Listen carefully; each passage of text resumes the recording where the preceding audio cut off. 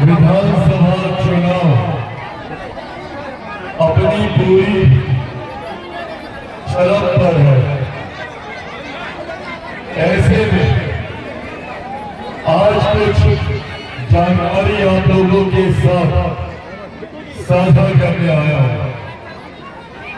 लगभग पिछले 12-14 दिनों से जब से हम लोग चुनाव प्रचार कर रहे हैं, तब से लेकर अभी तक, भले वो नामांकन सभा हो, भले उसके बाद चुनावी सभाएं हो, या त्योहारों के दौरान दिवाली या छठ महापर्व पे सार्वजनिक मंचों पे जाना, हम लोग जहां जहां भी जा रहे हैं, जहां पर भी जो रुझान आ रहा है, उसमें एक बात है, एक बात स्पष्ट है कि 14 नवंबर को परिणामों के बाद बिहार में एक बार फिर से एनडीए की सरकार बनने जा रही है।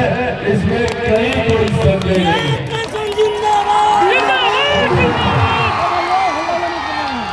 ऐसे में अभी ये जिम्मेदारी आप सबके ऊपर आती है कि जब बिहार में एनडीए की सरकार बने तो वही हमारी राजा पाकर विधानसभा भी मुख्य धारा के साथ जुड़ी रहे।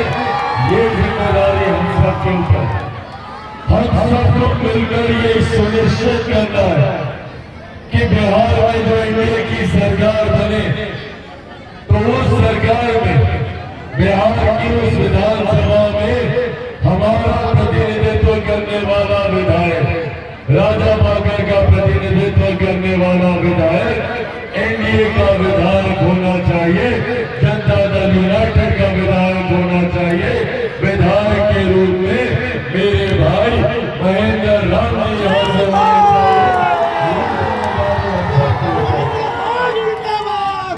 और साथियों ये महत्वपूर्ण जिम्मेदारी है, क्योंकि अगर कहीं गलती से कोई चूक हो गई हम लोगों से, तो अगले 5 साल हम लोगों की विधानसभा के विकास या विकास से जुड़े हुए विषयों के लिए हम लोगों को मिन्नतें करनी पड़ेगी। अगले 5 साल बिहार के लिए महत्वपूर्ण 5 साल होने वाले हैं। अगले 5 साल बिहार के लिए स्वर्णिम काल की तरह होने वाले हैं।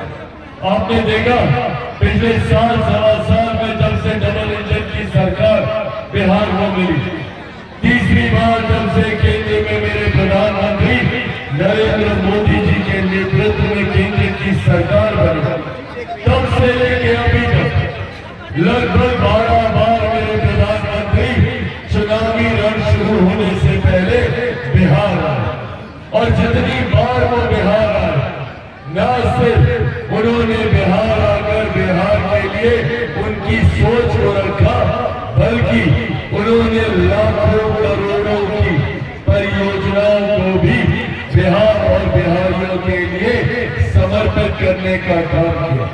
परिणाम स्वरूप पिछले 1 साल में जिस तीव्र गति से हमारा प्रदेश आगे बढ़ा है, और यही ताकत डबल इंजन की सरकार की होती है। डबल इंजन की सरकार जहां केंद्र की परियोजनाएं सरलता से धरातल पर राज्य में उतरती है, तो वही राज्य की योजनाओं को भी केंद्र सरकार तुरंत स्वीकृति देने का काम करती है। ये ताकत डबल इंजन की सरकार की। अगर कहीं डबल इंजन की सरकार नहीं है तो बंगाल जैसे राज्य का हाल बदले, जहां कोई केंद्र सरकार की योजना को वहां के मुख्यमंत्री अपने राज्य में नहीं आने देते, पर वहीं अगर एक सोच वाली सरकार हो तो उत्तर प्रदेश जैसा राज्य देखिए किस तीव्र गति से वो विकास की राह पर आगे बढ़ता जा रहा है। और अगले 5 साल यही विकास हम लोगों को बिहार पूरे राज्य में देखने को मिलेगा। अब जब ये बात तय है कि भैया केंद्र की तर्ज पर राज्य में भी हमारे एनडीए की सरकार बनने जा रही है, तो अब ये जवाबदेही और जिम्मेदारी आप सबके ऊपर क्या यहाँ से एक ऐसे विधायक को चुनकर भेजिए जो मुख्यमंत्री के बगल में बैठकर आपकी समस्या का समाधान कर सके, जो प्रधानमंत्री से संवाद कर आपके लिए केंद्र से बड़ी योजनाएं ला सके, जो हमारे साथ बैठकर खाद्य प्रसंस्करण के बड़े से बड़े उद्योग लगा सके, जो मांझी जी के साथ बैठकर उनकी केंद्र सरकार की योजनाओं को बिहार अपने क्षेत्र राजा पाकर में ला सके। ये संभव तभी होगा, ये संभव तभी होगा जब यहाँ से आप भाई महेंद्र राम जी को भारी मतों से विजय कराकर देंगे। अगर कोई दूसरा आया, अगर गलती से कोई दूसरा आ गया तो 5 साल यही बोलेगा कि भैया मुख्यमंत्री हमारी बात नहीं सुनते, मंत्रिमंडल के साथी हमारी बात नहीं सुनते, केंद्र सरकार हमारी बात नहीं सुनती। तो वही जहां बिहार के बाकी विधानसभा तीव्र गति से विकास की एक के बाद एक परियोजनाओं को धरातल पर उतारेंगे, तो वही राजा पाकर में ये विषय आकर रुक जाएगा। ये रुके नहीं, इसी के लिए जरूरी है मुख्य धारा के साथ जुड़े रहे। और विपक्ष में है कौन भाई?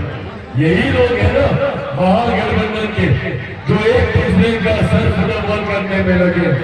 सोचिए, जो लोग गठबंधन में एक दूसरे घटक दलों को ही सम्मान ना दे सके, वो कल को जीत के आने के बाद आपको या हमें क्या सम्मान देंगे, ये सवाल पूछेगा जब महागठबंधन के नेता यहाँ पर पूछेगा इनसे कि भैया 15 साल दिए बिहार में आपको, क्या किया आपने 15 साल?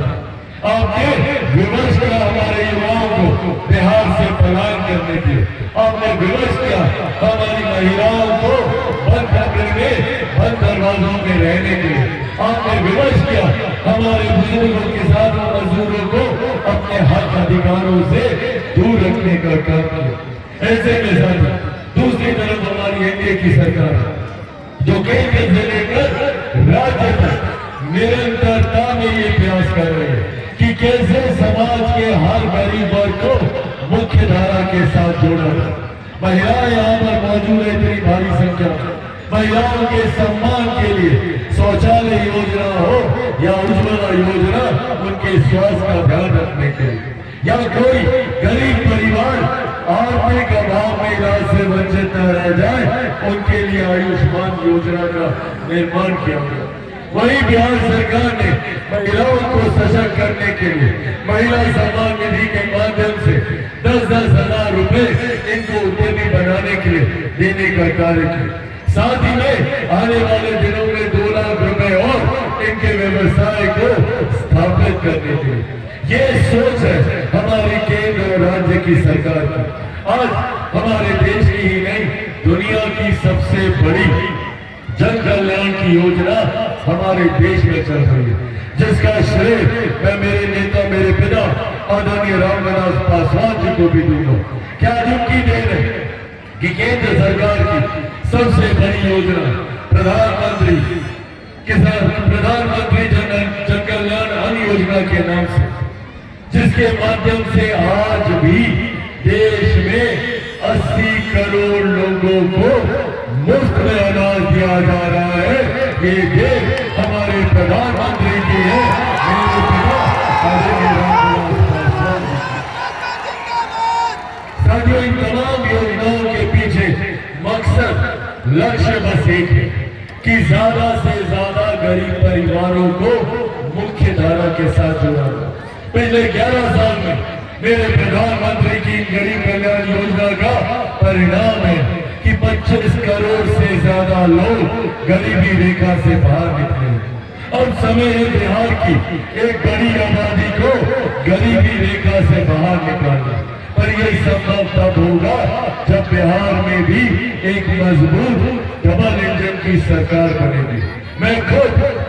मैं खुद चाहता हूं कि हमारे प्रदेश के किसी युवा को पलायन कर दूसरे राज्य न जाना पड़े। मैं चाहता हूं कि हमारे युवा को बेहतर से बेहतर शिक्षा, बेहतर से बेहतर रोजगार अपने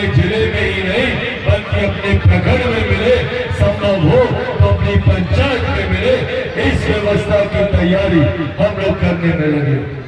साथियों, मैं ईमानदार कोशिश कर रहा हूं कि मैं एक ऐसी व्यवस्था का निर्माण बिहार में कर सकूं ताकि आने वाले दिनों में हम लोग बिहार को फर्स्ट और बिहारियों को फर्स्ट बना सके।